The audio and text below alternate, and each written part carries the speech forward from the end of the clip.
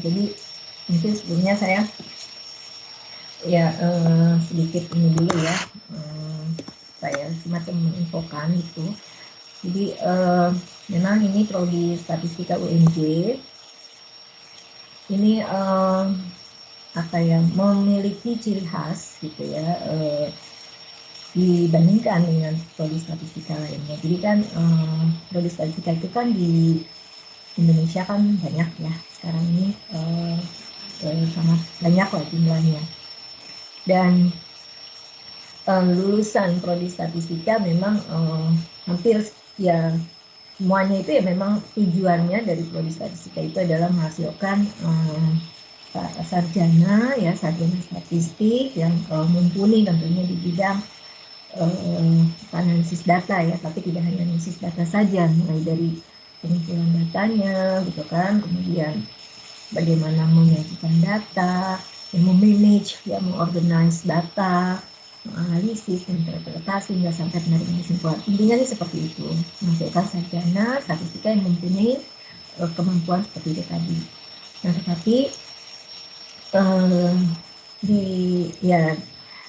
dari IT lah ya, dari itu juga kita itu diminta juga bahwa walaupun kita sama prodi statistika, tapi paling tidak ini ada ciri khas lah gitu ya, ciri khas dari prodi statistik itu masing-masing itu seperti apa gitu kan. Nah, karena kita itu dulu kan sejarahnya dari IKIP gitu ya, UNJ itu kan dari IKIP, jadi di sini kami ya saat dulu kami membuat proposal untuk pengajuan pembuatan program studi statistika ini, ya kami mengajukan bahwa pembeda atau ya ciri khas dari kami, penciri dari kami ini adalah di bidang pengukuran perubahan laten gitu ya. Dalam hal ini ya, salah satunya adalah teori respon item, item respon teori.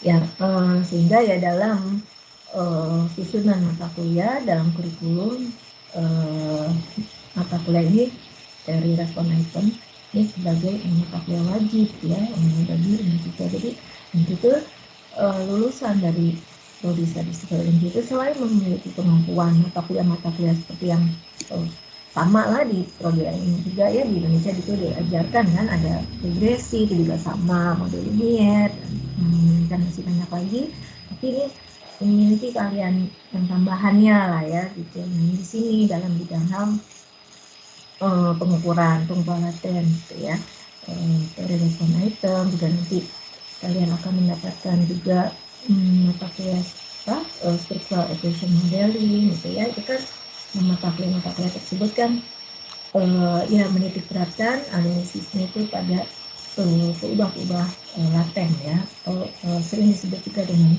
konstruk.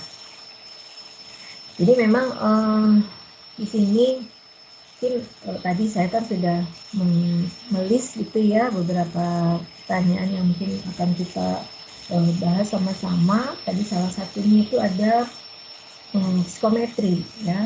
Tadi saya tanyakan apa sih itu psikometri gitu kan. Nah, memang ini kalau dilihat dari katanya gitu ya, psikometri, psiko dan metrik gitu ya. Mungkin Anda udah baca-baca juga ya psikometri itu apa sih gitu kan. Ada yang tahu psikometri apa? Ya, apa? Henny, siapa itu? Henny ya? Siapa? Anissa. Coba Anissa, psikometri apa sih? Iya, Anissa Bu. Psikometri itu teori sama teknik pengukuran intelijensi dan aktivitas mental di bidang psikologi, Bu. Oke, bentar ya. Dari akar katanya aja, ya betul ya, intinya seperti itu. Anissa ya, jadi psikometri itu kan ilmu ya, ilmu combine, ini kombinasi antara psiko tadi kan, psiko sama metrik gitu ya, psikologi kejiwaan lah ya, berkaitan dengan kejiwaan. Kemudian metriknya itu kan pengukuran. Nah, jadi sebenarnya psikometrik itu adalah suatu bidang ilmu gitu ya yang menitik beratkan perhatiannya pada pengukuran hal-hal yang sifatnya berkaitan dengan psikis ya, dengan kejiwaan. Dimana di sini kalau di bidang psikologi itu kan umumnya konsennya kepada hal-hal yang tidak ya, sifatnya laten ya, sifatnya laten. Apa sih ubah yang sifatnya laten itu? Ada yang bisa jelaskan?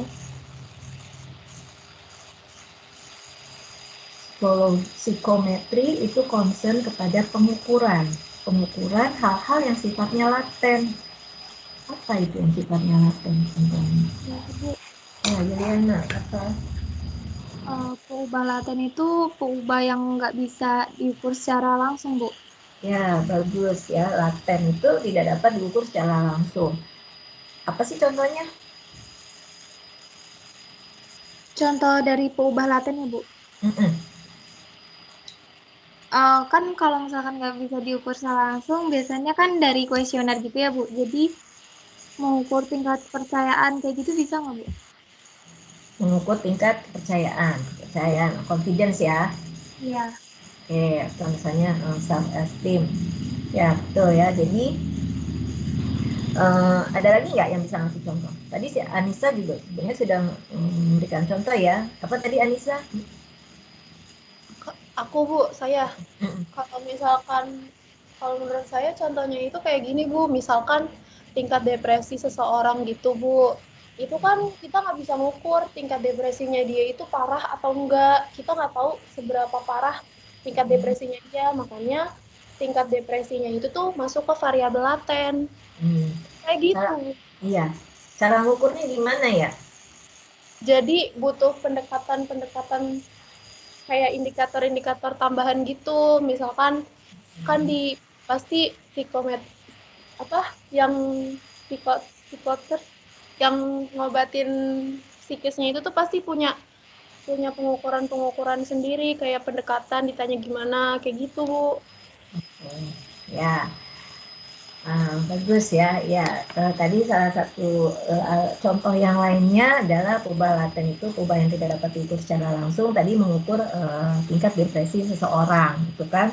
Kita ingin tahu depresi yang dialami seseorang itu seberapa parah gitu ya, atau masih tahap ringan-ringan saja, apakah sudah parah gitu kan? Beda kalau kita ingin mengukur panjang benda gitu ya, fisik kan, itu yang saya panjang kotak atau panjang meja itu kan bisa kita ukur secara langsung gitu ya, pakai ya alat pengukuran misalnya meteran atau segala macam. Nah sekarang yang kita ukur adalah tingkat depresi seseorang, gimana cara mengukurnya gitu kan. Nah itu kita tidak bisa ya mengukurnya secara langsung, tetapi kita bisa mengukurnya melalui suatu peubah indikator ya, melalui indikator-indikatornya gitu kan, yang disebut dengan peubah manifest ya. Peubah manifest itu artinya peubah indikator yang merepresentasikan peubah laten ya, yang kita gunakan nanti untuk mengukur peubah laten tersebut ya. Karena misalnya tadi untuk mengukur depresi, nah indikator-indikator orang yang depresi itu apa aja. Nah, nanti kan kita harus ada instrumen ya, dalam hal ini misalnya kuesioner, kan kita menggunakan suatu kuesioner ya, ada instrumennya lah orang ahli psikolog itu gitu ya, untuk menanyakan gitu ya, ada item-itemnya misalnya di di tempat kerja gitu ya, ada masalah enggak dengan atasan, atau misalnya di rumah gitu kan dan sebagainya ya. Itu ada instrumennya ya, instrumen untuk mengukur depresi tadi ya. Bagus ya. Jadi itu psikometri ya sebenarnya seperti perpaduan antara ilmu psikologi dengan matematik gitu ya, yang berkaitan dengan fakta gitu ya, dengan matematik, dengan ya yang berkaitan dengan numerik-numerik itu ya, psikologi dan matematik psikometri. Nah, di dalam psikometri itu sendiri ya, dalam melakukan pengukuran ya, pengukuran keubahatan itu ini ada dua mazhab gitu ya, mungkin ada dua pendekatan gitu ya. Yang pertama adalah pendekatan klasik, ya disebut dengan pendekatan klasik. Kemudian yang kedua itu adalah pendekatan modern. Ya maksudnya ini hanya sebatas istilah aja ya. Kenapa disebut pendekatan klasik, kenapa disebut pendekatan modern? Karena memang munculnya itu lebih dulu gitu. Orang tuh lebih dulu mengenal pendekatan itu gitu ya. Terus setelah diketahui pendekatan itu banyak keterbatasannya gitu ya, muncullah pendekatan yang mengatasi tadi kelemahan di pendekatan klasik, sehingga disebutnya pendekatan modern gitu ya, karena munculnya belakangan. Ini yang memproposnya ini namanya Frederick Lord gitu ya. Dia memang yang pionir gitu memperkenalkan IRT ini gitu kan. Nah, di sini nanti untuk mata kuliah ini kita akan menekankan kepada pendekatan yang modern ini ya, yang IRT ini ya, tidak yang pendekatan klasik. Tapi mungkin kita nanti akan bahas sekilas ya, biar Anda juga tahu gitu, dia tidak melupakan sejarah lah gitu. Pendekatan klasik itu seperti apa bedanya gitu ya dengan saya akan share silabus ini saja mungkin ya.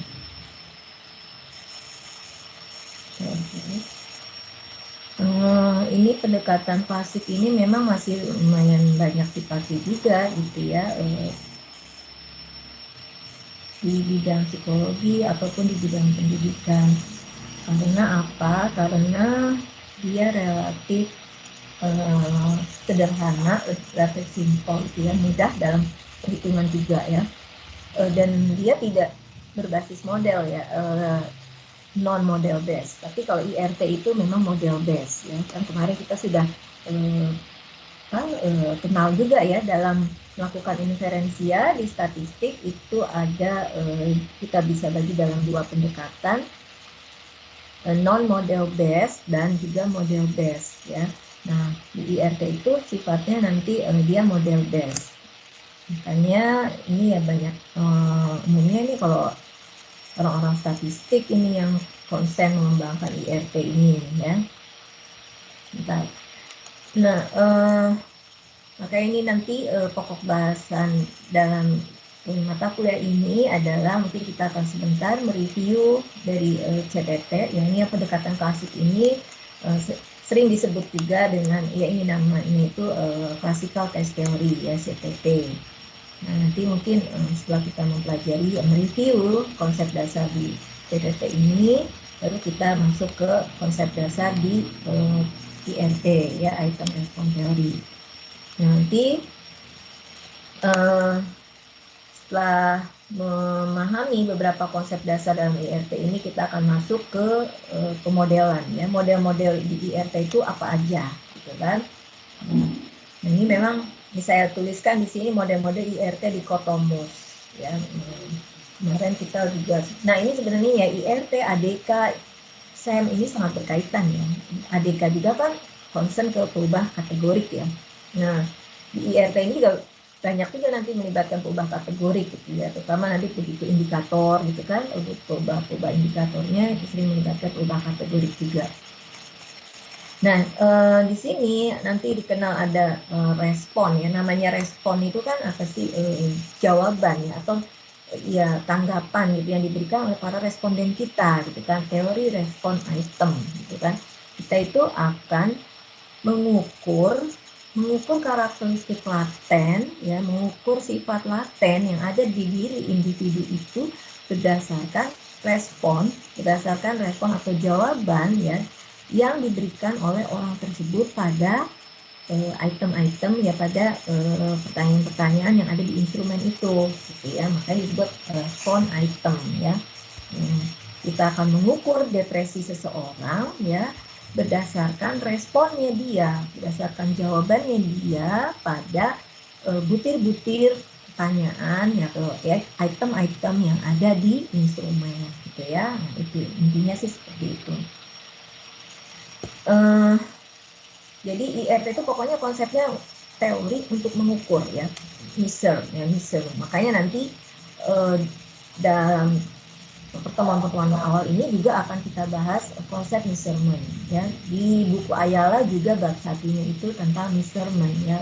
Dia membahas dulu measurement itu seperti apa, karena memang IRT itu yang intinya mengukur, untuk mengukur. Nah, kalau untuk mengukur itu ya seperti apa sih gitu kan, konsep-konsep apa yang harus dipenuhi dalam bidang pengukuran gitu ya. Nah, ini nanti modelnya ini ada model dikotomus yang mungkin nanti kalau untuk IRT 2 gitu ya, kita akan konsennya ke model-model IRT politomus ya. Jadi apa sih yang disebut dikotomus atau politomus gitu kan. Nah, jadi kalau dikotomus itu dari namanya di ya, ya, berarti kan dua ya, ada dua respon ya. Jadi dari instrumen, misalkan ya kita punya instrumen tes gitu ya untuk mengukur kemampuan matematik seseorang ya, kemampuan numerik misalnya, kemampuan numerik seseorang. Kita kasih tes sebanyak misalnya 10 soal misalkan ke siswa gitu kan. Format tesnya misalkan multiple choice nih ya, A, B, C, D gitu, sampai 4 option. Tetapi kalau kita hanya perhatikan dari tiap nomor itu, yang kita perhatikan adalah benar atau salah, hanya itu saja gitu ya. Nomor 1 kita lihat tanpa kita memandang anak itu jawabannya apa ya, milih option A atau milih option B atau milih option C dan D dan seterusnya ya. Kita hanya melihat nomor 1 anak ini benar atau enggak gitu ya. Terus nomor 2-nya benar atau enggak ya, benar atau salah, correct or non correct gitu kan. Nah, hanya itu saja. Nanti di situ kita memperhatikan hanya dua kemungkinan respon. Tidak, jangan dilihat dari formatnya ya. Nah, beda nanti kan dengan politomus ya. Jadi kalau tadi itu dikotomus itu respon ya dari instrumen kita gitu ya. Ini hanya terdiri dari dua kemungkinan gitu ya. Kita menganalisisnya gitu ya, menganalisisnya dalam dua kemungkinan respon. Begitu juga misalnya format kuesionernya itu sangat tidak setuju, setuju, dan sangat setuju gitu ya. Nah, ini kan memang ada 4 option kan. Tetapi kalau misalnya kita nanti dalam analisisnya itu kita akan memilah gitu ya. Misalkan orang yang memilih sangat tidak setuju dengan tidak setuju itu kita akan pilih sebagai kelompok yang tidak setuju. Sementara orang yang memilih setuju dan sangat setuju itu akan kita pilih dia sebagai kelompok yang setuju. Berarti kan ada dua kategori juga sebenarnya di sini. Ada dua respon ya, respon setuju dan tidak setuju gitu ya. Jadi bukan dilihat dari formatnya. Nah, itu nanti kita akan lihat gimana nih peluang si A akan menjawab benar gitu ya kalau dia memiliki kemampuannya seperti ini gitu ya. Berapa peluang si B akan menjawab salah pada soal ini gitu ya kalau diketahui soal ini tuh memiliki tingkat kesulitannya tuh sekian gitu. Itu nanti sebenarnya kita akan cari itu yang akan kita diga itu peluang ya, berkaitan dengan peluang dia memilih peluang dia akan memberikan jawaban yang benar, peluang dia memberikan jawaban yang salah gitu aja ya dia. Nah, sebaliknya kalau politomus, nah kita itu nanti akan melihat kan menduga begini. Tadi kalau misalnya formatnya itu sangat tidak setuju, setuju dan sangat setuju. Nanti tujuan kita kalau dengan model-model yang politomus gitu ya, kita akan melihat berapa sih peluang seseorang dengan memiliki karakteristik kayak gini gitu ya akan menjawab optionnya itu sangat tidak setuju gitu. Nah, terus gimana kalau karakteristik item ini memiliki tingkat kesulitannya seperti ini gitu ya, kesulitannya sebesar ini, berapa peluang dia akan memilih option yang C misalnya, option yang C itu setuju misalnya. Jadi seperti itu ya, lebih dari dua kemungkinan respon, itu namanya politomus. Nah, itu nanti model-modelnya beda lagi. Nah, untuk yang model IRT dikotomus ini nanti memang ada model 1 parameter, ada model 2 parameter, ada model 3 parameter gitu ya. Di sini akan kita bahas. Ini sebenarnya ada lagi satu lagi sih sebenarnya model 4 parameter, tapi itu nggak terlalu banyak dipakai gitu ya. Nah, karena ini berkaitan dengan model tadi ya, maka tadi itu model-model itu punya parameter. Nah, Model-model yang banyak dipakai di IRT di sini adalah nanti model-model logistik. Nah, itu sebenarnya di regresi logistik ya, nah, di ADK, analisis data kategori. Cuma sayangnya Anda ini sekarang beririsan gitu ya, analisis data kategorik dan IRT itu ada di semester yang sama. Memang seyogianya sih semestinya ADK dulu gitu ya, ADK dulu, kemudian ini IRT, karena ini memang banyak melibatkan model-model yang logistik. Tapi yang nggak apa-apa sih sejauh ini ya kakak tingkat Anda sih nggak masalah tuh ya, gampang ya bisa untuk ini. Jadi di sini memang nanti banyak dipakainya model-model logistik. Pendugaan parameter ya, sekali lagi pendugaan parameter kemarin saya juga sudah jelaskan, ada cara prinsip ya bahwa metode pendugaan parameter di suatu model itu secara garis besar ada 3 kan, metode momen, metode maksimum likelihood, dan metode Bayes. Yang memang metode momen ini tapi yang paling sederhana sekali ya, karena dia paling awal juga dikembangkan. Dan memang metode maksimum likelihood dengan metode Bayes ya, yang sekarang ini banyak digunakan orang. Nah, itu nanti mungkin kita akan lihat juga bagaimana kita akan menduga parameter dalam IRT ini ya. Oke.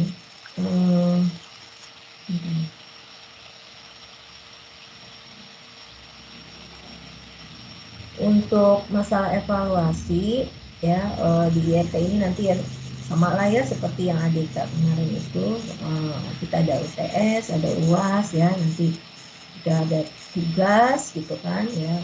Tugasnya nanti bisa kalian membuat suatu ya, menganalisis suatu data gitu ya, kemudian Anda membuat reportnya seperti itu ya, presentasi seperti biasa lah ya. Itu mungkin juga di mata kuliah lain juga Anda sudah sering ya seperti itu.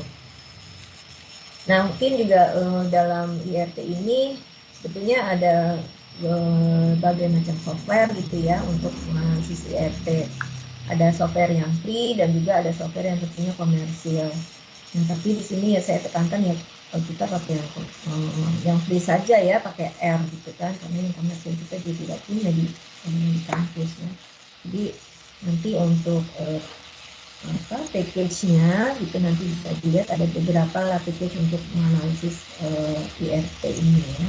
Di antaranya package MIRT gitu ya. Nah, ada lagi package LTM, nanti bisa di browsing juga. Nah, itu saya juga kan kemarin ada menuliskan ya salah satu buku gitu ya yang concern ke penerapan IRT ya, penggunaan R pada IRT.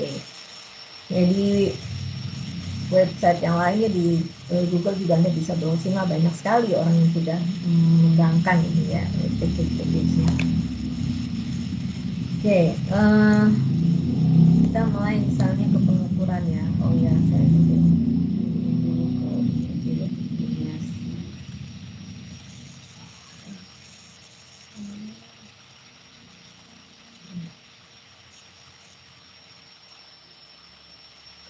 saya share screen belum bisa nih.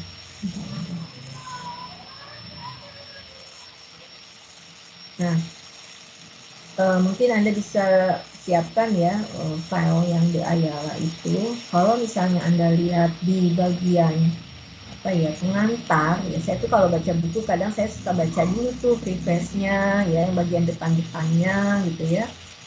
Itu juga ada testimoni gitu ya, di situ ada testimoni dari apa itu, David Attenborough, bahwa katanya IRT itu merupakan suatu bidang ilmu yang sebenarnya penting gitu ya, sangat penting malah, tetapi hanya beberapa orang saja katanya yang menguasai ya. Baca nggak itu ya, tapi bisa satunya.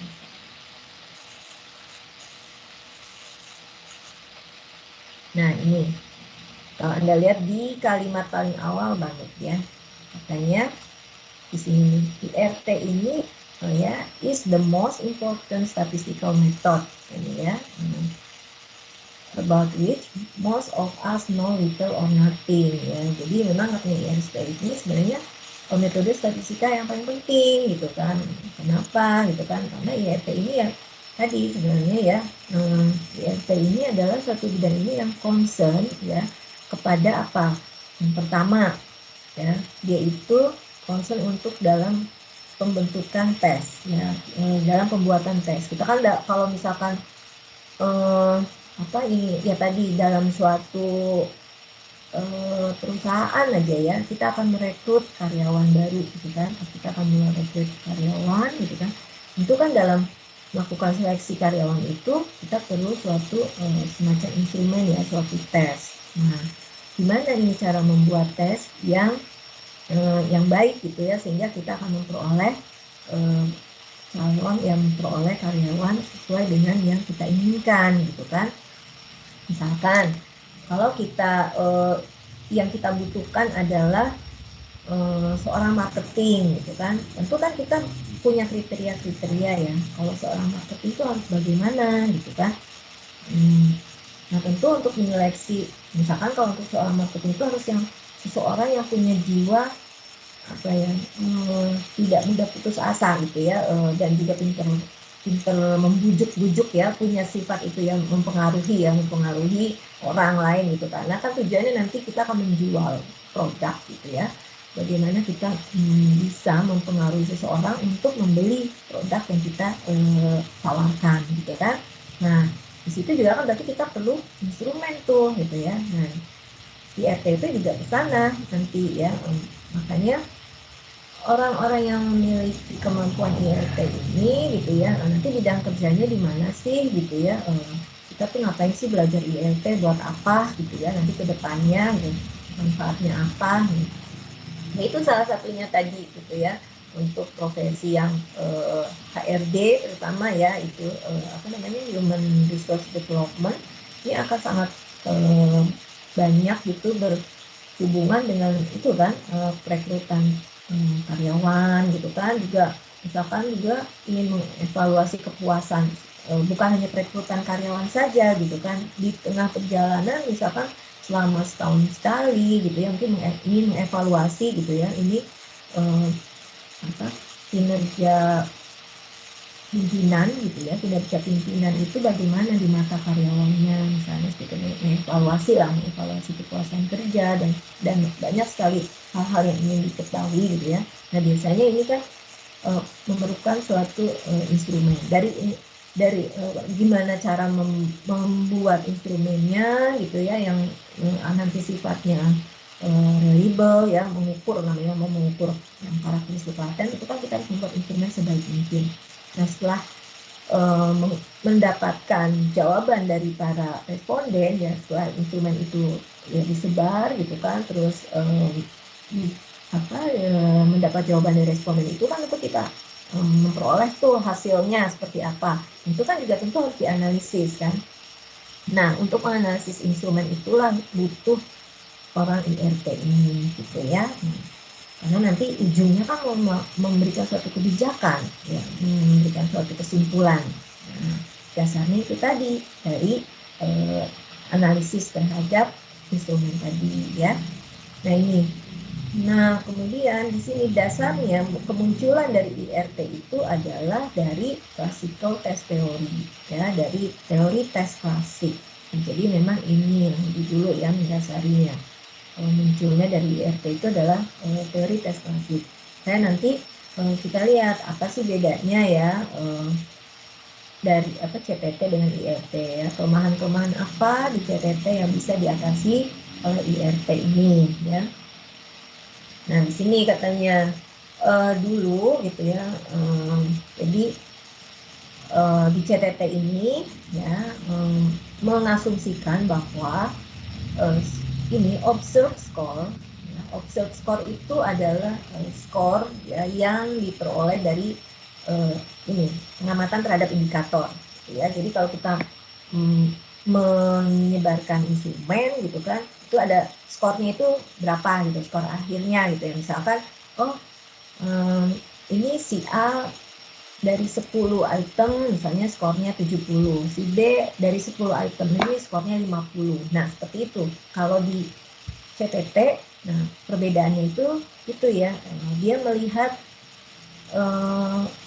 skor akhir ya. Jadi mengukur karakteristik latihan seseorang dari instrumen tersebut, tapi yang dilihat itu adalah hasil skor akhirnya ya, total akhirnya saja, tidak melihat per item jawaban itu seperti apa, itu ya, di CTT itu seperti itu. Nah bayangkan kalau misalkan begini, ini ada dua mahasiswa ya, si A dan si B yang mengerjakan soal SBMPTN lah misalnya ya. Di SBMPTN itu kan ada soal bahasa Inggris gitu ya, terus ada soal misalnya ada matematik gitu kan ya, fisika, kimia dan seterusnya.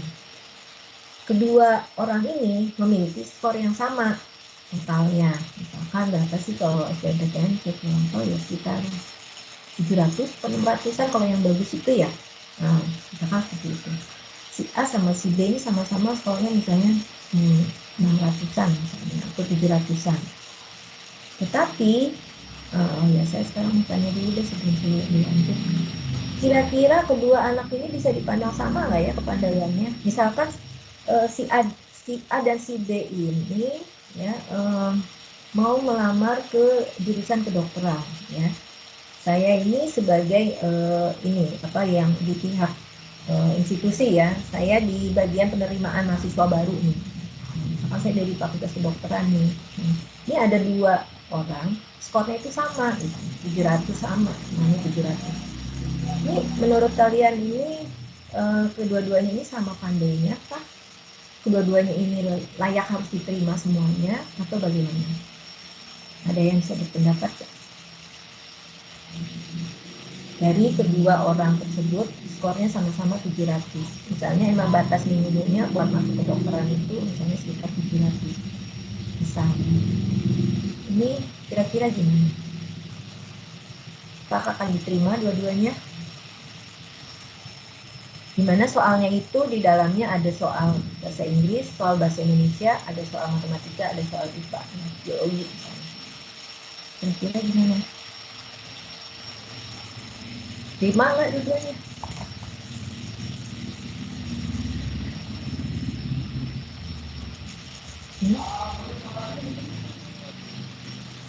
Kata Belum tentu. Yuliana ya? Bukan, Bu. Siapa? Bisa, Bu. Nisa. Oke, Nisa. Gimana Nisa? Kan sebelumnya tuh karena kedua-duanya bisa dapat peroleh poin 700, berarti kan kedua-duanya itu sama pintar. Tapi belum tentu pintarnya itu di bidang yang sama. Bisa aja yang nilainya 700 yang pertama itu dia emang jago di biologi, makanya nilai biologinya dia itu tinggi. Tapi bisa juga yang satunya itu bagusnya di bahasa. Jadi yang ngedongkrak nilai dia buat 700 tuh bisanya di bahasa. Jadi belum tentu kedua-duanya tuh bakalan masuk ke kedokteran. Karena kedokteran itu kan dibutuhkan biologinya. Jadi buat masuk kedokteran dilihat lagi nilai yang tertingginya tuh yang mana gitu Bu, menurut saya. Ya, bagus. Itu ya yang saya mau ya. Saya maksud itu seperti itu. Jadi kalau di CTT ya, itu cuma ngelihat hasil akhirnya aja gitu. Jadi mereka-mereka yang skornya 700 gitu ya, 750 itu kalau berdasarkan CTT ya udah diambil karena dianggapnya itu sama sama kemampuannya. Nah, sementara dengan menggunakan pendekatan IRT itu tidak seperti itu gitu ya. Nilainya oke, sama-sama nilainya 700, tapi akan dilihat per itemnya gitu ya, yang tadi Anissa bilang gitu kan. Si A nilai 700 tetapi dia untuk soal biologi misalnya bisa terjawab semua gitu kan. Nah, mungkin untuk yang nilai verbal atau yang bahasa, kemampuan bahasanya dia tidak terlalu bagus, cuman dia bagusnya di biologinya itu. Sementara si B oke, nilainya juga 700, tetapi di biologinya dia misalnya salah semua gitu. Dia bagusnya di bidang misalnya bahasa tadi. Nah, tentu ini ya kalau menurut IRT yang akan diseleksi itu adalah yang tadi, yang kemampuan di biologinya tinggi. Karena itu kalau IRT itu nanti bobotnya itu juga beda ya untuk yang untuk item-item tertentu itu ada bobotnya gitu. Nanti karena kan tadi saya bilang IRT itu melihat kondisinya itu per item, ya, tidak total akhir. Ya. Sementara kalau CTT itu dia melihat skor akhir, ya. Nah itu salah satu kelemahannya ya kalau di IRT, kalau di CTT, ya. Jadi dia menganggap skor yang diamati itu merupakan suatu fungsi dari true score. Ya, true score itu ya skor untuk karakteristik latennya. Jadi apa yang uh, apa yang dihasilkan, jawaban yang dihasilkan itu dipengaruhi oleh suatu karakteristik laten yang ada di dalamnya, ya intelijensi lah misalnya dalam hal ini, dan hal-hal lain yang tidak bisa dijelaskan oleh karakteristik laten tersebut, yaitu yang disebut dengan error. Nah, tapi di sini dia itu hanya melihat dari karakteristik laten, satu karakteristik laten saja dari misalnya dari individu itu sendiri tanpa melihat tingkat kesukarannya, gitu ya, tingkat kesukaran dari item. Sementara kalau di IRT itu, ya, respon yang diberikan oleh seseorang, yaitu observed score seseorang itu dipengaruhi oleh karakteristik laten yang ada di dalam diri orang, juga dipengaruhi oleh karakteristik laten yang ada di item. Ya, makanya nanti untuk model-model IRT ini parameternya itu ada parameter yang terkait ke orang, ya terkait ke responden, dan juga ada parameter yang terkait ke item. Ya, tadi yang seperti saya bilang bahwa observed score, ya, kalau ini di CTP, observed score itu dia, jadi kalau misalkan Anda lihat ya sebentar. Ya.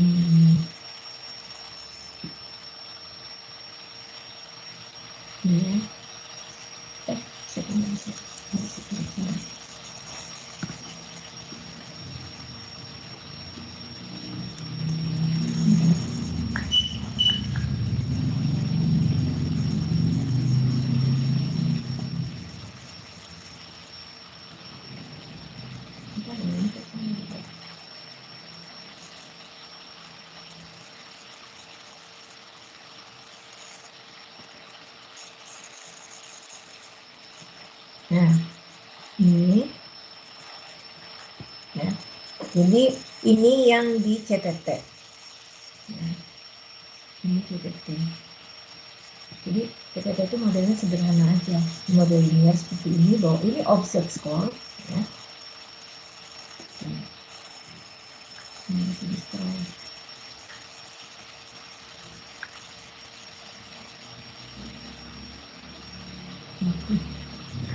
Kalau saya lagi nulisnya di sini.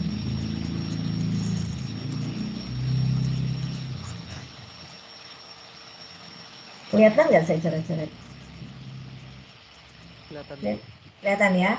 Oke, ini X sama dengan T plus E. Ya. X ini adalah observed score, skor yang diamati dari indikator ya. Observe. Jadi peubah manifest ya, indikator itu sering disebut dengan manifest, sering disebut juga indikator, ya sering juga disebut dengan observe. Observe variabel, variabel yang teramati. Itu notasinya biasanya X ya, ini. Kemudian ini ada true score-nya, ya true score itu sebenarnya skor dari yang karakteristik laten, ya jadi ini jangan dipandang sebagai true itu benar ya, berarti skor yang benar. Jadi ini ada, ini sebenarnya penggunaan yang si Ayala ini bilang ini sebenarnya apa ya, misnomer ya.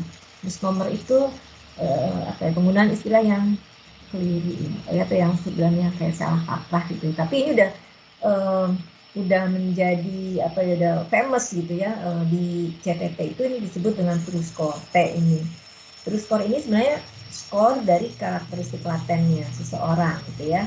Jadi ini indikator skor dari item yang kita amati, skor dari perubahan yang kita amati, ini dipengaruhi atau merupakan fungsi dari true score, skor latennya dia, ya seberapa besar porsi karakteristik laten yang ada di dia, plus error. Error itu adalah sesuatu yang tidak dapat diterangkan oleh ini, tapi bisa mempengaruhi si X ini. Ya. Jadi tidak hanya karakteristik laten dari dia saja kan sebenarnya mempengaruhi offset score ini, bisa jadi kan dari itemnya juga kan bisa mempengaruhi, dan situasi lainnya. Ya ini masuknya ke error saja di sini ya. Nah makanya di sini dia bilang kan CTT dalam beberapa kasus ini ternyata ya misalkan untuk melakukan pengujian ability gitu ya, ternyata CTT itu tidak layak lagi gitu dipakai gitu ya, karena dia kan si CTT ini menggunakan modelnya itu model linier yang hanya ini aja asumsikan satu faktor saja gitu yang mempengaruhi observed score ini ya. Dan juga nanti akan kita lihat karakteristik CTT yang lainnya ya. Ini saya sepintas saja dulu bahwa di sini IRT itu memang juga membutuhkan ukuran sampel yang juga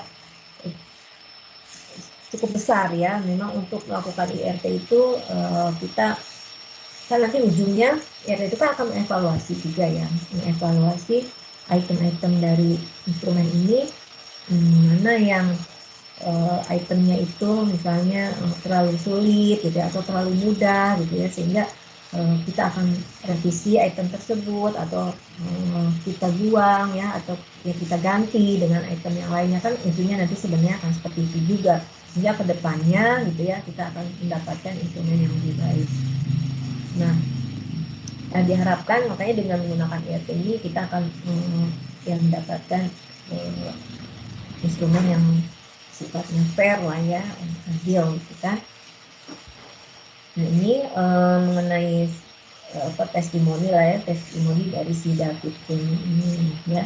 Dan ini juga di sini disebutkan sebenarnya ada juga software lain yang free ya, nanti ini mungkin bisa Anda lihat-lihat lah ya, software ini Big Steps dan No Harm. Dia bilang kan ini software di IRT yang sifatnya free ya.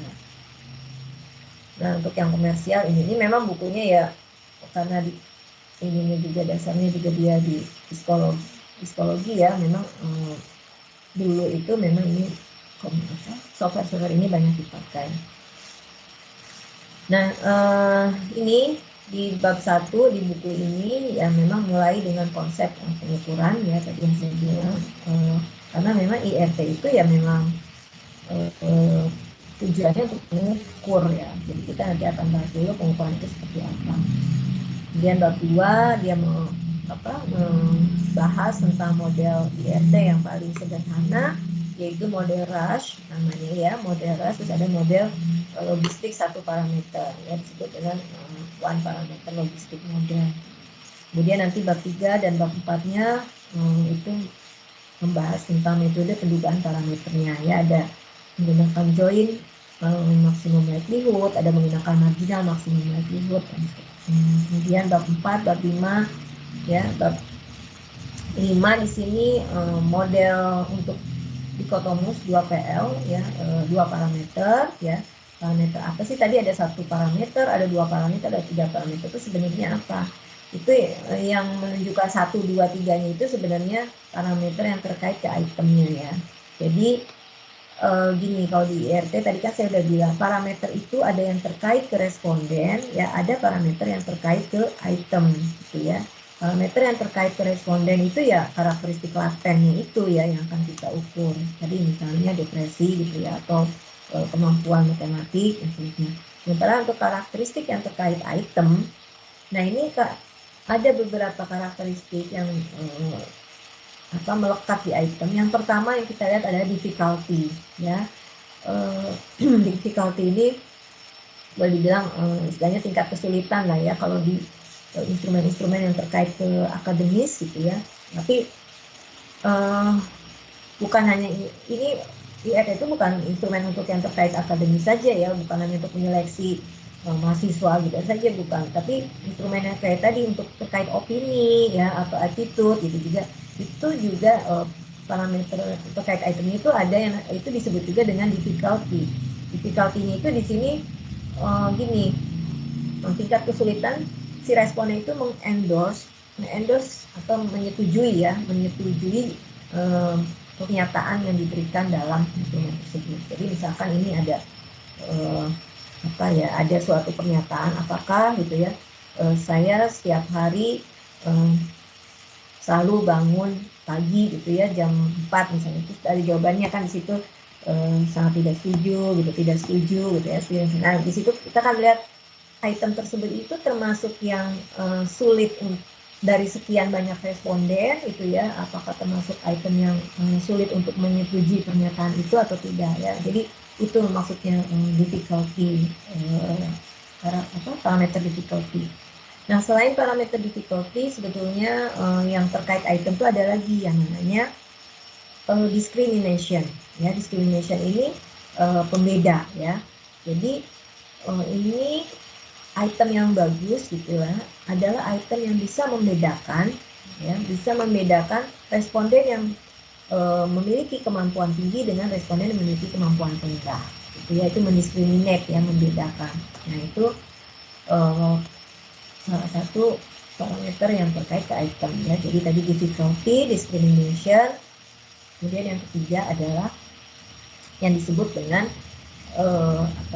pseudo guessing ya. Pseudo guessing itu apa ya, kayak menebak-nebak gitu ya, menebak faktor tentang. Kan ada kalanya seseorang itu menjawab benar gitu ya pada suatu item, tapi sebenarnya bukan karena dia itu tahu, bukan karena dia itu mengerti item tersebut, tapi dia itu menjawab karena dia menebak-nebak saja gitu kan. Nah kan seringkali kalau kita membuat soal tuh ya, soal terutama untuk yang soal multiple choice ya, itu suka ada faktor pengecohnya gitu ya. Kita membuat option-option A, B, C, D itu misalnya ada option yang menjadi pengecoh. Nah kalau soal yang baik ya tentunya apa ya, yang pengecohnya itu yang apa ya, jadi orang yang orang itu sebenarnya kemampuannya rendah gitu, tapi kok dia bisa peluang untuk menjawab benar di soal tersebut ternyata tinggi gitu ya, karena mungkin pengecohnya nggak terlalu bagus gitu ya. Nah itu mungkin kelihatan banget ya kan, yang kalau soal yang bagus itu kan kita bisa membuat pilihan opsi pengecohnya itu ya yang ya emang benar-benar bagus gitu ya, yaitu kalian paham lah ya kalau misalnya ada soal gitu ya sebenarnya kita nggak tahu tetapi gampang banget gitu dari itu ditebaknya gitu. Nah itu juga kan nggak terlalu bagus juga ya. Nah jadi sehingga orang itu yang sebenarnya nggak tahu yang memiliki peluang besar untuk memperoleh nilai full ya, artinya benar gitu jawabannya. Nah itu ya nanti kita akan lihat itu. Jadi parameternya tadi ada 3 yang terkait item, ada parameter difficulty, discrimination, dan juga pseudo guessing atau bisa disebut juga dengan lower asymptote. Ya nantilah ya kita itu jelas aja dulu saya jelaskan dulu ya overview. Nah kemudian untuk yang bab 7, 8, 9 ini akan kita bahas di IRT 2 ya, karena dia konsennya ke data yang politomus ya. Jadi politomusnya di sini ada yang terurut ya, order ya, ordinal ya, seperti yang kemarin kita sudah bahas gitu ya, yang tadi sangat tidak setuju dan seterusnya. Nah ada juga politomusnya yang tidak terurut ya, yang nominal ya. Jadi nanti kita lihat misalnya kita punya instrumen di mana option-optionnya itu pilihan misalnya ya Anda misalnya kayak kemarin apa ya, HP misalnya ya, HP yang Anda sukai misalnya ya, option-optionnya misalnya A Samsung, terusnya B apa gitu kan, itu kan tidak terurut ya. Nah itu kita akan lihat juga berapa peluang seseorang itu akan menjawab option C, berapa peluang seseorang akan menjawab option B, dan seterusnya kalau karakteristik itemnya itu seperti ini gitu kan. Nah ini nanti ada model-modelnya gitu kan, untuk yang terurut dan tidak terurut. Oke itu ya. Kemudian juga IRT itu juga bisa digunakan ya untuk ini pada tes sifatnya untuk mengequating ya. Mengequating itu apa ya, menyamakan. Jadi gini, UTBK ya, contohnya aja UTBK. UTBK itu kan pelaksanaannya itu kan beberapa kali waktu kan. Ada orang yang mengambil UTBK-nya misalnya hari ini ya tanggal sekian gitu. Nanti ada lagi mahasiswa lain ya, calon mahasiswa yang lain ngambil UTBK-nya di hari yang lain gitu dan seterusnya. Nah, kan itu soalnya kan beda-beda ya yang dihadapi oleh mahasiswa tadi gitu ya. Dan juga contoh lainnya juga TOEFL. Nah, TOEFL itu kan misalkan saya mau menyeleksi nih Kak, menyeleksi calon penerima beasiswa ke luar negeri gitu kan, calon penerima beasiswa ke luar negeri, syaratnya TOEFL-nya itu minimal misalkan harus 550. Ada si A, si B, si C. Si A ngambil TOEFL-nya di mana gitu kan, si B ngambil TOEFL-nya di mana, terus tanggal berapa tanggal. Kan itu kan beda-beda ya, beda-beda formnya kan, beda-beda tesnya.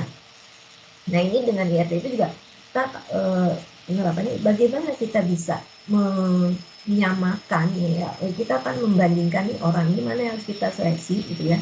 Jadi soal-soal itu gimana ini cara mengequatingnya ya. Jadi sebenarnya dari soal-soal tersebut ya, ya saya juga terus terang baru belajar IRT ini juga ya. Ada soal yang menjadi angkor ya, ancor itu ada soal yang samanya sebenarnya di antara sekian banyak tipe soal gitu ya. Soalnya itu memang beda-beda gitu kan, tapi ada berapa porsi gitu ya, berapa persen itu soal yang sama gitu ya, sama. Nanti ini akan berfungsi untuk menyamakan ini antara skor di tes yang satu dengan yang lain gitu ya. Nah itu misalnya di RT juga fungsinya juga bisa untuk seperti itu. Dan juga sekarang itu kan ada yang namanya apa tuh ya tes-tes yang berbasis komputer itu ya, komputer atau adaptive testing itu ya, computerized adaptive testing gitu kan. Nah ternyata di computerized adaptive testing itu kan di situ itu kan punya bank soalnya tuh banyak ya. Jadi komputer itu akan mengacak soal gitu ya.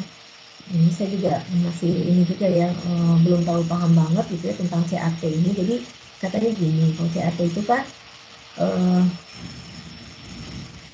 akan bisa mematchingkan saya baca di mana ya, orang itu kalau misalnya kita ngerjain soal gitu ya, akan diberikan soal-soal gitu ya yang ya yang sesuai dengan dia. Jadi kalau pertama sih mungkin dia misalkan di dalam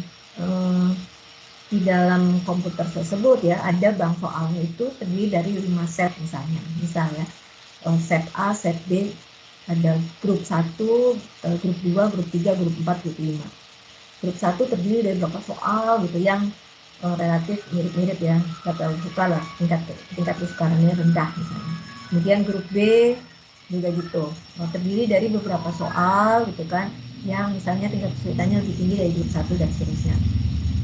Pertama kali komputer itu akan menampilkan soal-soal yang relatif mudahnya dari kelompok 1 itu tadi gitu kan. Nanti dilihat kan dari si responden itu gitu ya, bisa menjawab benar atau enggak. Misalnya enggak, tidak bisa gitu ya, nah, keluarkan lagi misalnya soal berikutnya akan keluar lagi dari kelompok 1 itu gitu ya, misalnya itu seperti itu.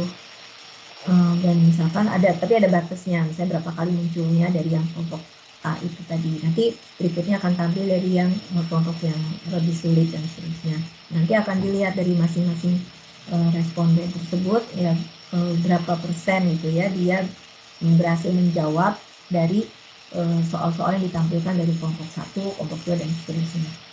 Nah itu ya, saya juga belum terlalu ini banget ya. Jadi CAT itu sebenarnya pada prinsipnya juga begini katanya, orang itu yang memiliki kemampuan rendah gitu ya, tidak akan diberikan soal yang sulit terus gitu loh, kalau nggak salah sih gitu ya.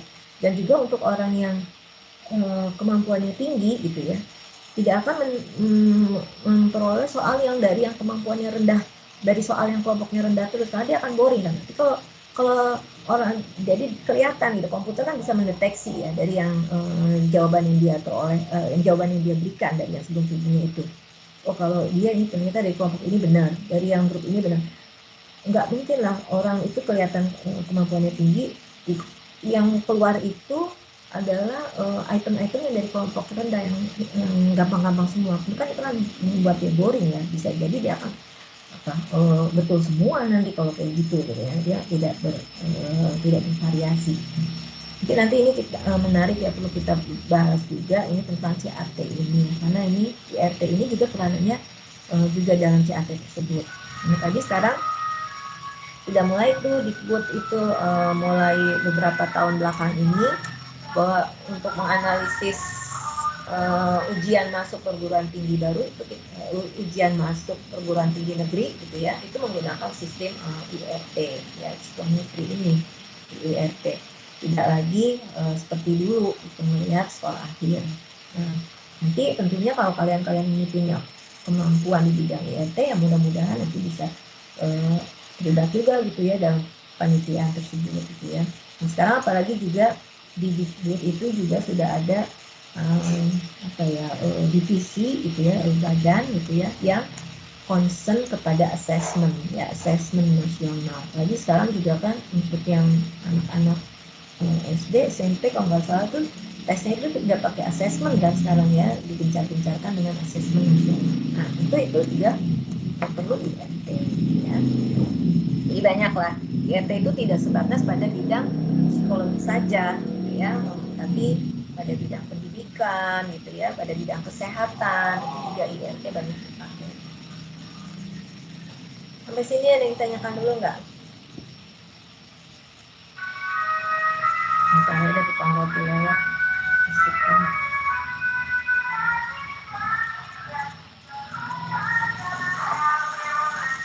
Langsung ini.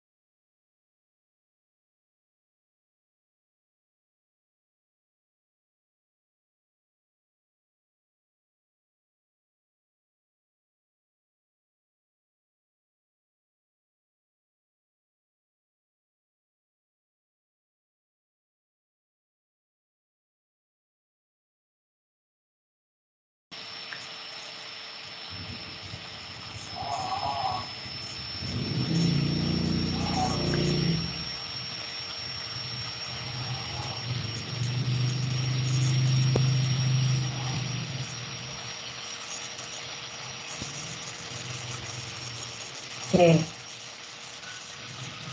kita lihat ya tentang pengukuran dulu ya sebelum lebih jauh ya.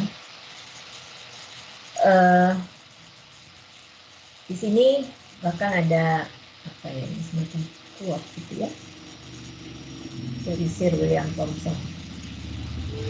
Ada yang bisa jelaskan nggak dari quote ini? I often say that when you can measure what you are speaking about and express it in numbers, you know something about it. But when you cannot measure it, when you cannot express it in numbers, your knowledge is of a meager and unsatisfactory kind. It may be the beginning of knowledge, that you have scarcely in your thought advanced to the state of time, whatever the matter may be. Apa ini maksudnya ya? Ada yang bisa ini kan nggak? Maksud dari quote tersebut. Apa katanya?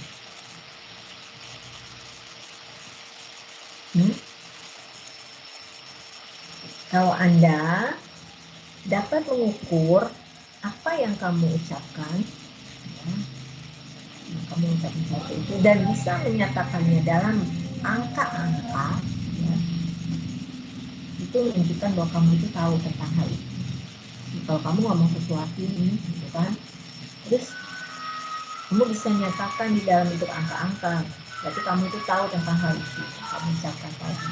Tetapi kalau kamu nggak bisa mengukur itu, that when you cannot measure it, when you cannot express it in numbers, ketika kamu tidak dapat mengungkapkannya dalam bilangan, ya, pengetahuan Anda itu sedikit, meager, ya, dan tidak memuaskan. Katanya gitu. Ini katanya disinilah muncul munculnya pengetahuan itu di sini katanya ya. Yang nggak tahu, saya juga bahasa Inggrisnya nggak tahu ya, tapi ini kayaknya sih seperti itu. Ya, nanti bisa lah Anda lihat lagi gitu ya gimana. Nah, tadi saya bilang item respon teori. Oh ya, nama lain dari item respon teori ini adalah latent trait teori, atau ya ini teori karakteristik laten. Ya, trait ini karakteristik ya, teori karakteristik laten. Jadi sebenarnya IRT itu tadi intinya mengukur, ya, measure. Ya, measure apa? Mengukur apa? Mengukur karakteristik laten. Nah, sekarang apa sih definisi measurement itu? Ya, intinya ya kalau secara klasik ya yang disebut measurement, mengukur, ya, itu adalah kita melabelkan, ya, memberikan bilangan-bilangan, angka-angka ya, kepada suatu objek. Ya. Misalnya kita tadi mengukur panjang meja. Oh, ini panjangnya misalkan 100 cm gitu kan ada bilangan ya 100 cm 1 meter lah gitu ya. Kita melabelkan kita melabelkan angka-angka di situ pada objek yang kita ukurnya adalah meja di situ ya. Jadi definisi klasiknya assignment of numerals to object or events ya, berdasarkan suatu aturan tertentu atau kaidah tertentu.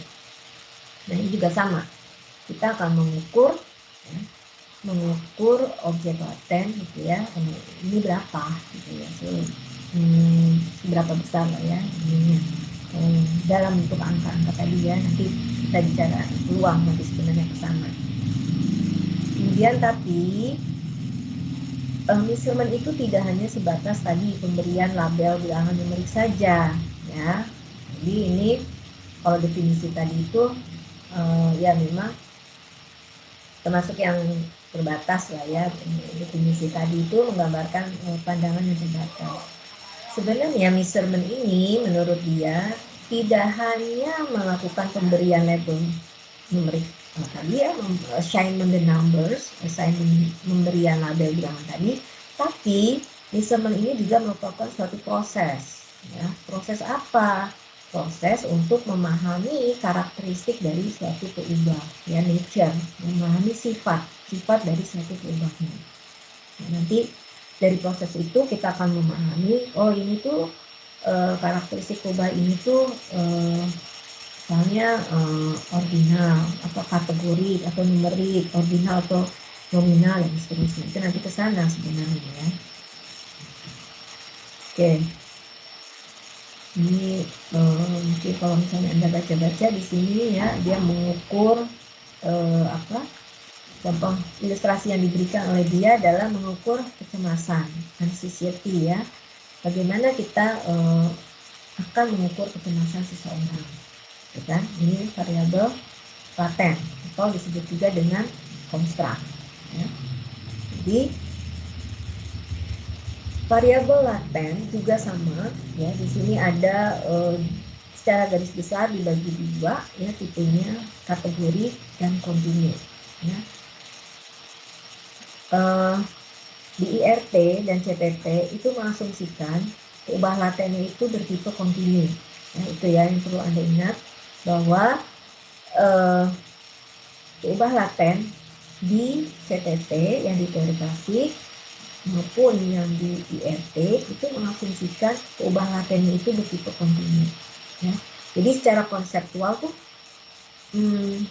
keubah laten itu bisa bertipe kategori, bisa bertipe kontinu, atau bisa juga keduanya.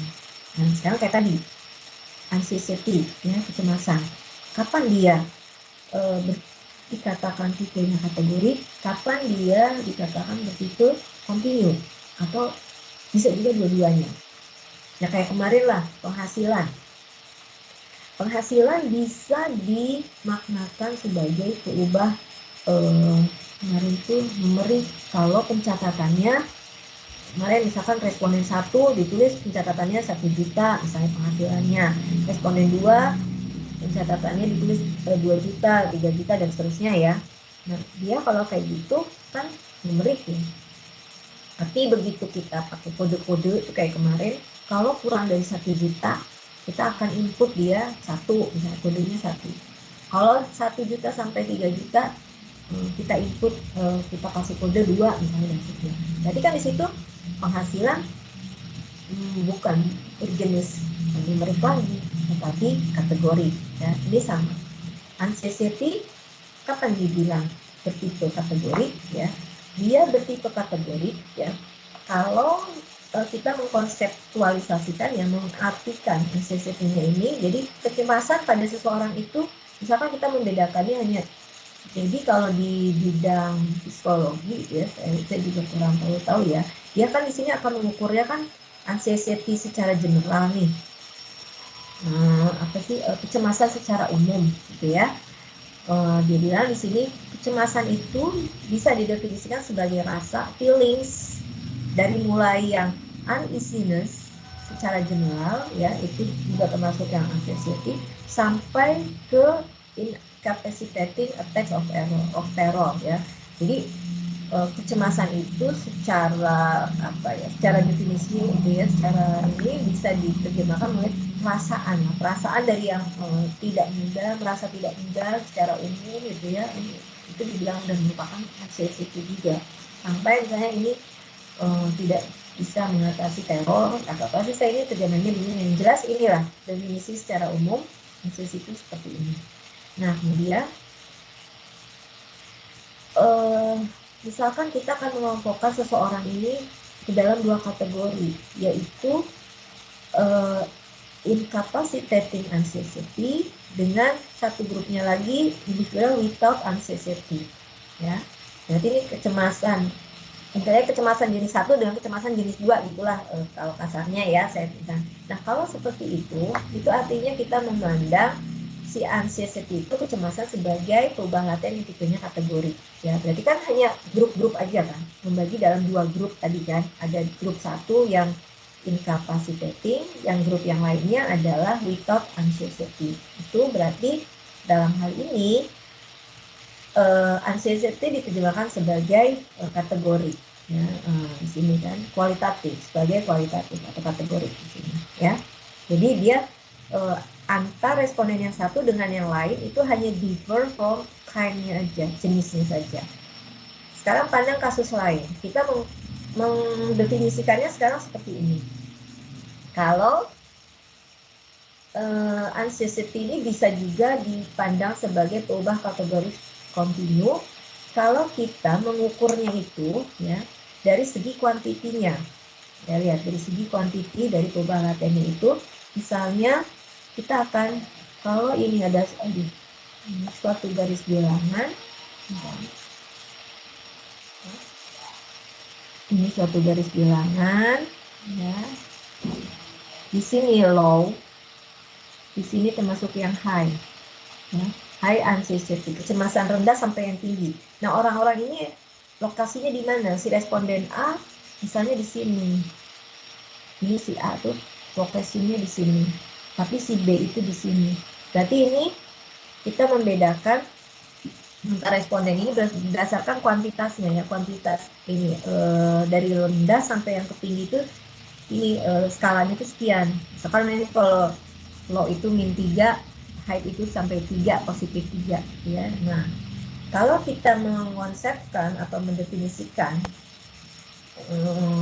kecemasan itu dalam bentuk tadi, pembedanya itu dalam dilihat dari kuantitinya ya, dari apa sih kuantitas itu besarannya, maka dalam hal ini si kecemasan tadi dipandang sebagai kontinu. Betul ya.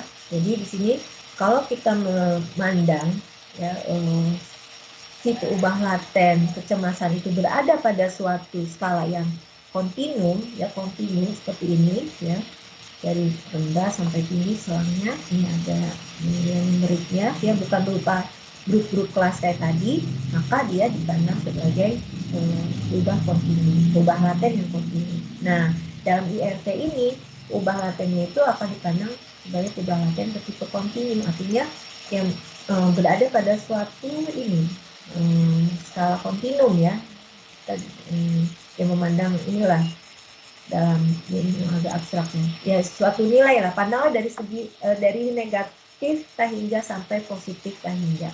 Nah, memang di sini dalam mengukur karakteristik laten ini nanti biasanya sih yang dipakai dari min 3 sampai 3. Jadi, oh ini ability seseorang ini misalnya si A ability-nya 0, si B ability-nya minus 2. Berarti kan yang 0 ini lebih tinggi daripada yang minus tadi, gitu ya. Oke, itu untuk sebagai gambaran awal aja dulu, bahwa untuk peubah laten itu bisa tipenya kontinu, bisa juga tipenya kategori. Nah, sekarang gimana katanya kalau kedua-duanya itu gitu ya, bisa tipenya kombinasi dari yang kontinu dan juga bisa jadi dari kategori. Ini jadi katanya asumsikan ya, pertama ini kita membedakan responden gitu ya dalam dua kategori tadi ya. Jadi ini ada responden A sama responden B ya. Responden A tadi kita udah golongkan termasuk dalam kategori 1, misalnya yang incapacitating teror tadi. Responden B udah termasuk golongan yang kedua nih, yang without anxiety. Nah, di dalam kelas itu sendiri yang tadi, misalkan si A ini sudah termasuk yang incapacitating teror tadi. Nah, di dalamnya itu juga termasuk diinikan lagi, maksudnya dikuantitaskan lagi gitu ya. Misalkan ini si A, ini si B. Tadi kita sudah tahu si A ini termasuk orang yang memiliki tingkat kecemasan tipe 1. Ya, ini anxiety-nya tadi tipe 1 lah misalkan. Yang ini tipe 2. Nah, di dalam tipe 1-nya itu sendiri, walaupun dia termasuknya tipe incapacitating terror, tapi kan kuantitasnya juga incapacitating terrornya itu apakah yang termasuk ke golongan rendah ataukah yang termasuk golongan yang tinggi. Tuh, begitu juga yang di sini. Tadi kan ini si B termasuk kelompok yang without anxiety, tapi ya maksudnya kategori anxiety yang jenis 2. Nah, di dalam kategori ini sendiri dikuantifikasikan lagi gitu ya, termasuk yang seginya yang rendah atau yang tinggi. Nah, kalau yang seperti itu berarti dia bilang di sini kombinasi dari keduanya. Ya, pengukurannya itu kan tadi dia bilang kan gini, bisa ya, proses measurement itu adalah memutuskan apakah suatu peubah laten, di sini anxiety, should be conceptualized as categorical, ya, ataukah continuous or both. Ya, jadi apakah kita akan mendefinisikannya dia sebagai kategori, ya, ataukah sebagai kontinu, ataukah sebagai kedua-duanya. Nah, penjelasan untuk sebagai kedua-duanya itu tadi yang seperti tadi ya. Jadi when the latter variable is conceptualized as having categorical and continuous facet, jadi kalau misalkan kita mendeskripsikan peubah laten itu memiliki sifat kategorik dan kontinu, di sini artinya kita memiliki kombinasi satu atau lebih kelas laten ya, dan satu atau lebih juga yang kontinum ya, kontinum skala kontinumnya. Ya, ini nanti bisa dibaca lah, tadi saya penjelasannya seperti itu, nanti bisa Anda lihat lagi ini seperti apa. Jadi ini ada yang tadi kan anxiety not so severe ya, tidak terlalu parah misalkan seperti ini ya. Jadi tadi kan saya bilang nih, asumsikan sekarang responden kita itu dan masuk dalam dua grup ya, terdiri dari dua grup tadi, dua kelas. Satu, yang grup pertama itu terdiri dari individu-individu yang misalnya kecemasan tingkat 1 yang sangat parah misalnya. Nah, kemudian di sini dibedakan lagi gitu kan, seberapa ininya apa, seberapa besar gitu tingkat keparahannya itu. Nah, begitu juga di yang kelompok yang kedua tadi, yang individu yang do not suffer, ini juga sama dibagi lagi, apa ada within each of these classes ya, we have a latent continuum ya. Terus kemudian kita lokasikan, tempatkan si responden ini ada di mana. Nah, ini tadi yang saya bilang. Misalnya udah bagi dua kelompok nih. Nah, kayak misalnya gini lah, saya membagi tingkat intelijensi gitu ya, kemampuan matematik seseorang. Kemampuan matematik seseorang ini yang termasuk kategorinya rendah, ini yang termasuk yang maksudnya kemampuan matematiknya mungkin di bagian aljabar ya, bagian aljabar rendah gitu misalnya, di sini kemampuan matematik itu bagi dua, ini yang aljabar, ini yang geometri misalnya seperti itu ya. Berarti kan kita ini membagi kemampuan matematik dalam dua tipe ya. Yang satu ini mahir matematikanya di aljabar, yang di sini misalnya mahir di geometri. Tapi di dalam kelompok aljabar itu sendiri kan ada yang memang pinter banget ya, kemampuannya tinggi banget, ada yang juga rendah. Di antara kelompok apa, di antara individu-individu dalam kelompok ini sendiri itu kita bisa bedakan lagi gitu ya, tingkat apa nih, kuantitasnya ya. Ini semuanya ini memang termasuk tergolong yang kelompok minat aljabar gitu kan. Yang di sini orang yang kelompok minat geometri. Tapi kan di sini dari segi kuantitasnya gitu ya, mungkin juga ada yang rendah, ini sampai yang tinggi. Begitulah intinya ya. Jadi saya agak bingung menjelaskannya. Mungkin Anda bisa baca sendiri lah ya seperti apa. Oke, ini tadi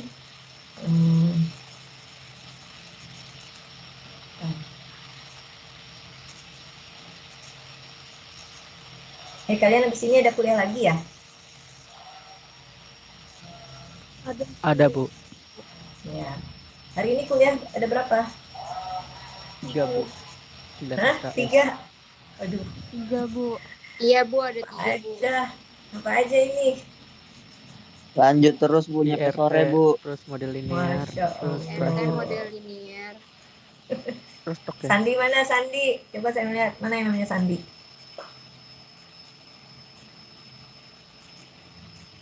Ada nggak Sandi?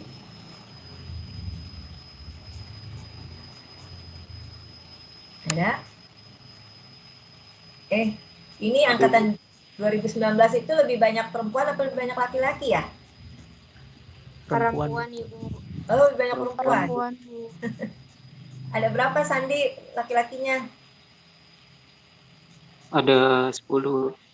10. Berarti perempuannya 27, 26.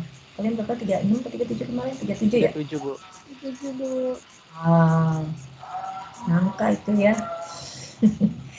Sandi habis ini kuliah apa? 2019. Model linear, Bu. Ada model linear, Bu. Terus? Udah, itu doang. Katanya tadi 3. Habis model linear apa? Ada lagi? Prostok. Prostok. Oh, kamu ngambil 3, Yuliana ngambil prostok juga ya? Iya, Bu. Oke. Sandi nggak ngambil prostok? Oh, ngambil juga Bu, lupa tadi. Lupa. Itu mata kuliah wajib kan ya? Iya, Bu, wajib. Oke. Wah, kalian judulnya nih non-stop gini ya. Jaga kondisi ya. Ya, nanti kita istirahat lah. Bentar lagi nih ya, biar kamu bisa istirahat. Makan dulu. Kalian udah pada makan belum nih? Belum, Bu. Oh, Belum, Bu. Belum, Ibu. Belum, Bu. ya, sama. Saya juga. Belum, Bu. Soalnya mulainya jam 7:30, Bu. Iya, sama. Tapi kalau saya kan harus ngomong terus ya. Kalau kamu dengerin gitu kan. Saya nggak tahu juga kamu ini ada di depan laptop dengerin atau misalnya sambil jalan kemana atau jangan-jangan masih pada sambil tiduran gitu ya. Masih di depan laptop, Bu. Depan laptop, iya. Itu kemarin juga saya ngajar.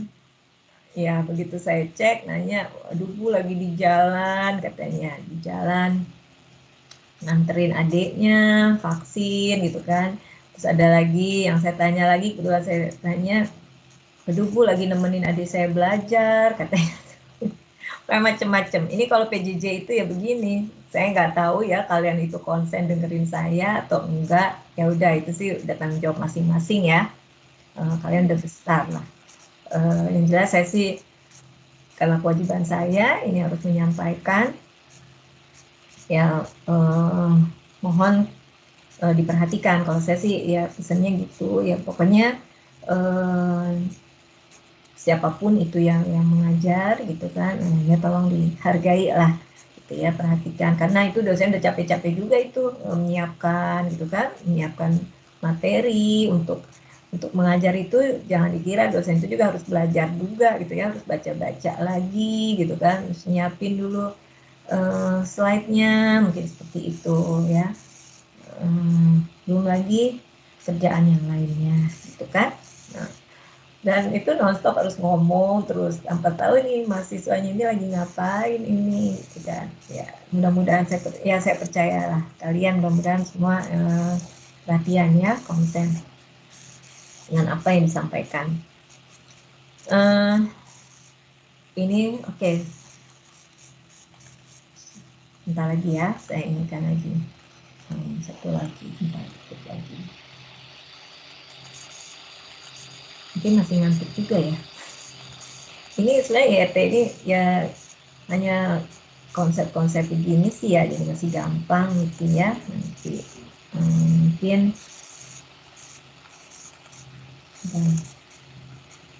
oh iya, tadi kan masalah pengukuran ya. Nah, kalau kita melakukan pengukuran gitu ya, kriteria apa aja sih yang perlu kita perhatikan gitu ya. Nah, alat ukur kita itu harus gimana gitu sifatnya ya. Dan tentu ya ini ada ini apa sih yang belum saya sampaikan apa ya, ini tadi ya, oke, geometri.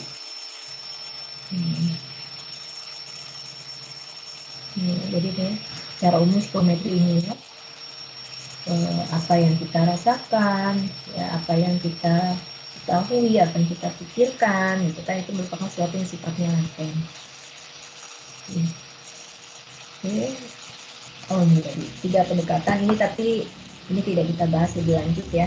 Ini kan ada tadi saya bilang PTT dan IRT saja ya. Kalau laten kelas ini concern ke perubahan laten yang tipenya kategorik ya. Jadi ini bedanya antara CPT, IRT, dan LCA, laten kelas analisis. Kalau CPT dan IRT ini mengasumsikan perubahan laten itu tipenya kontinu. Tetapi kalau untuk laten kelas analisis di sini mengasumsikan perubahan laten itu tipenya kategorik. Tadi yang sudah disebutkan kayak apa sih yang kategorik itu ya. Oke. Nah ini tadi definisinya ya, definisi klasik, definisi secara luas itu seperti apa, ya. Ini tadi pengukuran kecemasan juga ya. Nah ini aja mungkin.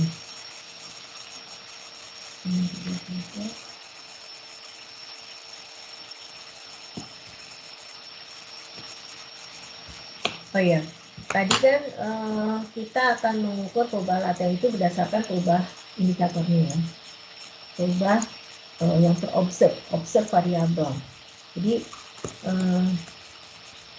kita itu nanti sebenarnya akan menempatkan posisi atau lokasi orang itu ya, tadi kayak tadi misalkan ini dalam satu garis bilangan ya, dalam satu garis bilangan tentang ansies itu tadi gitu ya, dari min 3 sampai 3 misalnya gitu kan.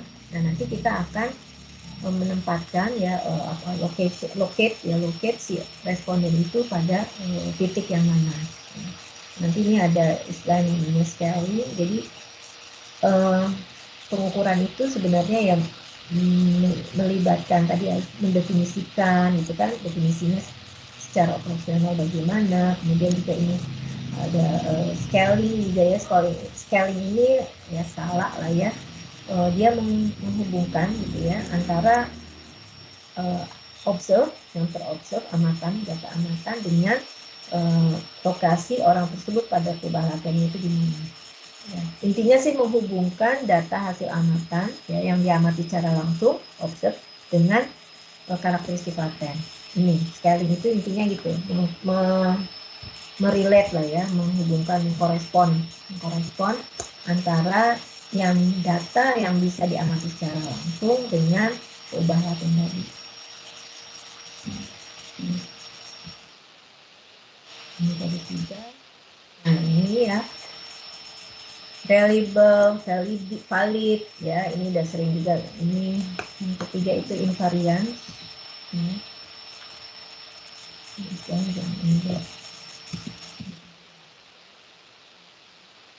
Invariance. Terus ini yang keempat, ini sebenarnya namanya itu proses ya, apa sih itu yang udah kalibrasi ya.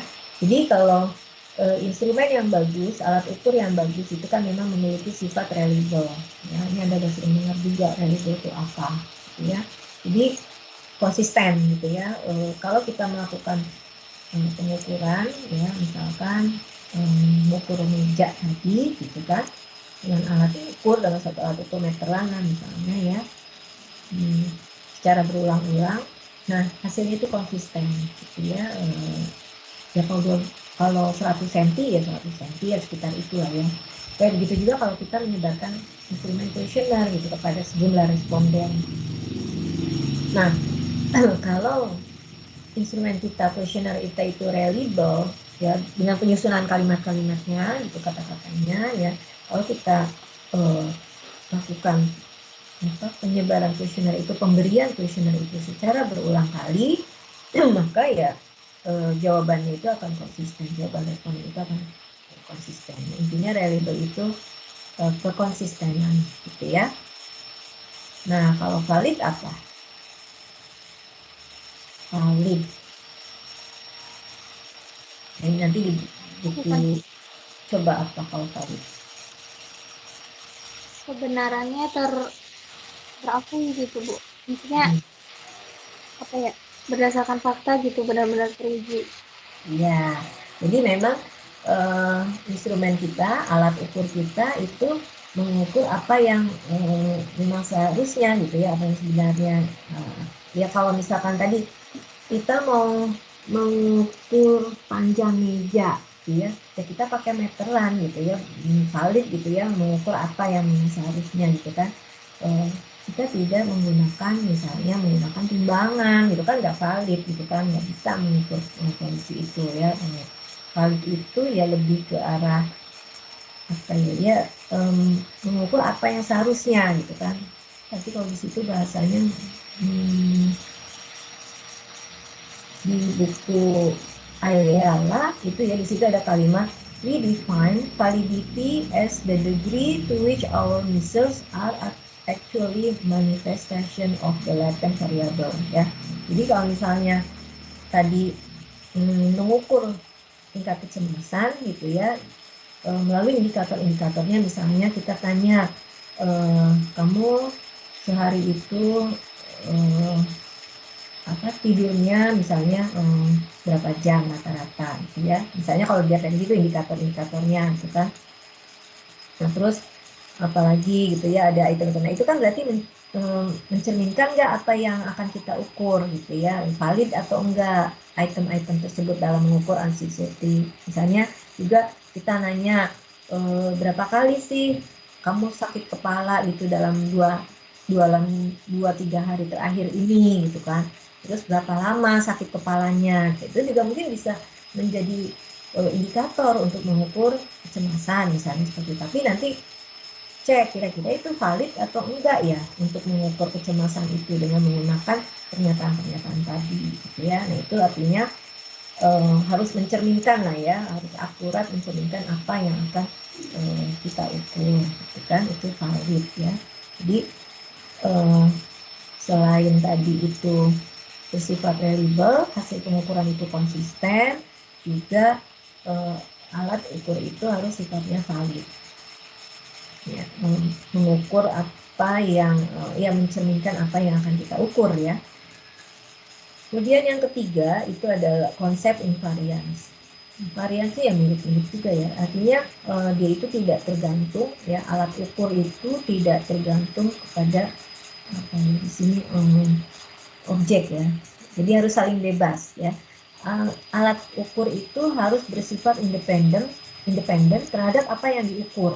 Jadi misalnya kalau di buku ini menuliskan ilustrasinya, menganalogkannya dengan kalau kita ingin mengukur kotak sepatu katanya ya. Ini nanti dilihat di buku Ayala di halaman berapa ini? Di halaman 3 di situ. Akan mengukur kotak sepatu ya. Pakai benang gitu ya, bukan pakai meteran nih ya. Kalau misalnya pakai meteran kan dia tidak dipengaruhi lah ya, itu bersifat saling bebas dengan kotak apapun yang digunakan gitu ya. Kita pakai meteran itu mau apa, meteran ini bisa kita gunakan untuk mengukur kotak sepatu, untuk mengukur kotak sereal, atau untuk mengukur kotak-kotak yang lain. Ini bisa ya, tidak hanya untuk sebatas satu kotak tertentu saja ya. Jadi tidak alat ukur itu jangan diusahakan hanya bisa digunakan untuk mengukur itu saja gitu, tergantung. Berarti kan dia tidak saling tidak bersifat bebas ya. Nah, tergantung pada apa yang diukurnya itu. Nah, contohnya sih kalau di sini gini katanya, mengukur kotak sepatu pakai benang katanya ya. Dan benang itu dipotong sesuai dengan dimensi yang terpendek dari kotak sepatu. Ya, katanya gini ya. Nah, jadi nanti pada saat kita mengukur dimensi yang lebih panjangnya gitu ya, itu kita memakainya, oh ini panjangnya kotak ini 2 kalinya atau 3 kalinya dari yang tadi, yang panjang benangnya tadi itu ya. Misalkan ini kotak sepatu itu panjang, lebar, tinggi gitu ya, yang terpendek itu misalnya ukuran dimensinya itu 5 cm. Jadi ukuran itu sebenarnya amat gitu, ya anggaplah ini suatu kotak gitu ya, ukurannya itu dimensinya ada 20 cm gitu ya, kali 10 cm gitu ya, terus kali 5 cm. Nah, kita itu punya benang yang panjangnya yang paling terpendek aja dari tadi yang dimensi tadi, misalnya 5 cm. Sehingga pada saat kita mengukur yang kotak sepatu yang dimensinya 10, kita bisa bilang ini 2 kalinya dari panjang benang ini. Terus nanti ukur yang ini 4 kalinya dari panjang benang ini. Nah, itu seperti itu ya. Nah, sekarang gimana kalau misalnya kita akan gunakan benang tersebut untuk mengukur kotak yang lainnya. Nah, ukur yang sereal misalnya, kotaknya ternyata nggak bisa dipakai nih gitu, yang begitu pendeknya aja ini udah kurang ya. Jadi di sini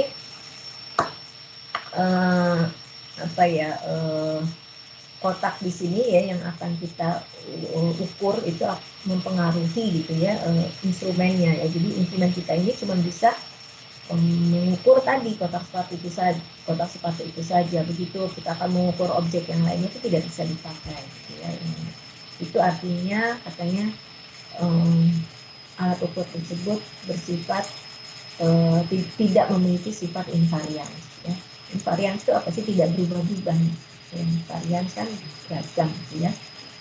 Nah, nanti mungkin bisa dibaca-baca lagi ya di buku ini, di Ayala tadi tentang konsep pengukuran ya. Jadi alat instrumen, kalau kita membuat suatu alat ukur gitu ya, instrumen itu tadi kita perlu memperhatikan karakteristik tadi ya, reliable, valid, invariant ya. Dan juga ini kalau yang ketiganya ini dia nyebutnya apa sih istilahnya ya di sini,